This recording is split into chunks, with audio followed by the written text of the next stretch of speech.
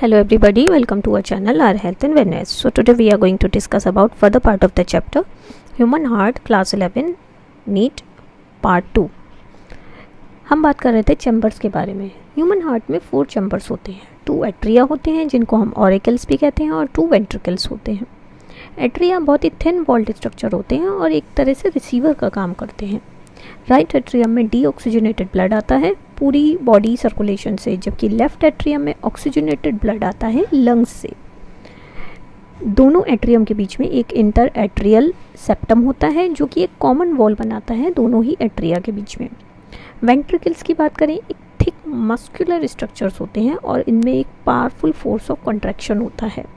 जो आपकी left ventricle wall है जो लगभग 3 टाइम्स थिकर होती है then the wall of right ventricle. तो राइट वेंट्रिकल रिसीव करता है deoxygenated blood from the right atrium and the left ventricle receives oxygenated blood from the left atrium. जो 2 ventricles होते हैं एक दूसरे से सेपरेटेड रहते हैं बाय इंटरवेंट्रिकुलर सेप्टम. अब हम बात करेंगे हार्ट वेल्व्स के बारे में. तो जो एट्रियम और वेंट्रिकल के बीच में जगह होती है वो गार्डेड होती है बाय एट्रियो वेंट्रिकुलर वाल्व. 2 तरह के एट्रियो वेंट्रिकुलर वाल्व होते हैं, एक राइट साइड में और एक लेफ्ट साइड में. वेल्व इस तरह काम करते हैं कि ब्लड आपका एट्रियम से वेंट्रिकल में जा सकता है लेकिन वेंट्रिकल से एट्रियम में कभी नहीं जाएगा. राइट एवी वेल्व की बात करें तो उसमें 3 कस्प होते हैं या लीफलेट्स होते हैं, जबकि लेफ्ट एवी वाल्व की बात करें तो उसमें 2 कस्प होते हैं. इसीलिए राइट एवी वाल्व को हम ट्राइकस्पिड वाल्व भी कहते हैं और लेफ्ट एवी वाल्व को हम बाइकस्पिड या मीट्रल वाल्व भी कहते हैं.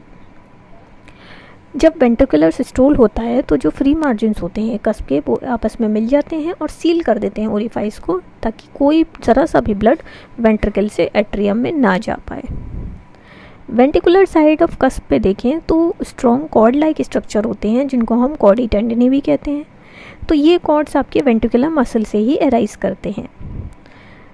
जो पल्मोनरी आर्टरी का ओरिफाइस होता है जो कि आपकी राइट वेंट्रिकल से स्टार्ट होती है वहाँ पर पल्मोनरी वाल्व होता है.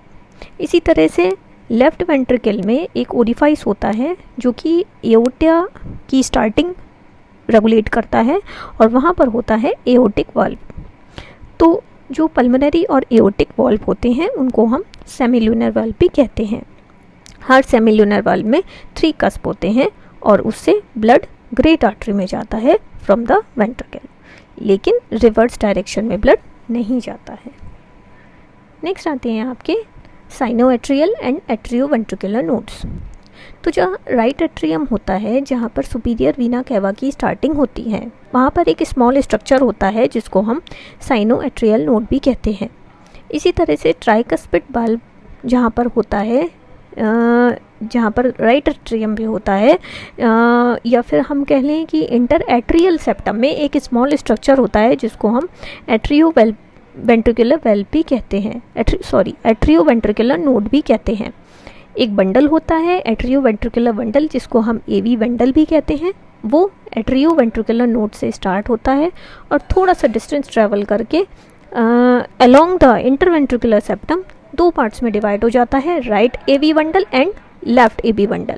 तो जो इंडिविजुअल ब्रांचेस होती हैं वो टर्न हो जाती हैं हार्ट मसल्स में एंटर करने के लिए जहाँ पर वो ब्रांच होती हैं और एक एक्सटेंसिव ब्रांच सिस्टम बनता है जिसको हम फाइबर्स ऑफ पर्किंजे कहते हैं. तो ऐसे नोड एवी बंडल और पर्किंजे फाइबर ये सारे ही मिलकर एक सिस्टम बनाते हैं जिसका फंक्शन ये होता है कि एक इम्पल्स क्रिएट करें, एक पेस क्रिएट करें और इम्पल्स को हार्ट के हर पार्ट तक, हर हिस्से तक उसको पहुंचा दें. और जो ऐसे नोड होता है उसको हम pacemaker of the heart भी कहते हैं क्योंकि ये इम्पल्सेस को इनिशिएट करता है बहुत जल्दी then any other group of neuromuscular cells. अब हम बात करेंगे कोर्स ऑफ सर्कुलेशन के बारे में. तो जो राइट एट्रियम है वो रिसीव करता है blood from superior Veena cava and inferior vena cava. Superior Veena cava drain करता है ब्लड को हेड एंड नेक से, जबकि इन्फीरियर वीना कैवा ड्रेन करता है ब्लड को डायफ्राम के नीचे वाले पोर्शन से. तो जो ब्लड होता है राइट एट्रियम से वो जाता है राइट वेंट्रिकल में और राइट वेंट्रिकल उस ब्लड को लंग्स में भेज देता है थ्रू पल्मोनरी आर्टरी जहाँ पर उसका प्योरिफिकेशन होता है. ऑक्सीजनेटेड ब्लड लंग से आता है लेफ्ट एट्रियम में, कहाँ से, 4 पल्मोनरी वीन से। वहाँ से ब्लड आपका जाता है लेफ्ट वेंट्रिकल में और उसके बाद वो एओर्टा के थ्रू पूरी बॉडी में चला जाता है। So that's all for the day. Thank you so much.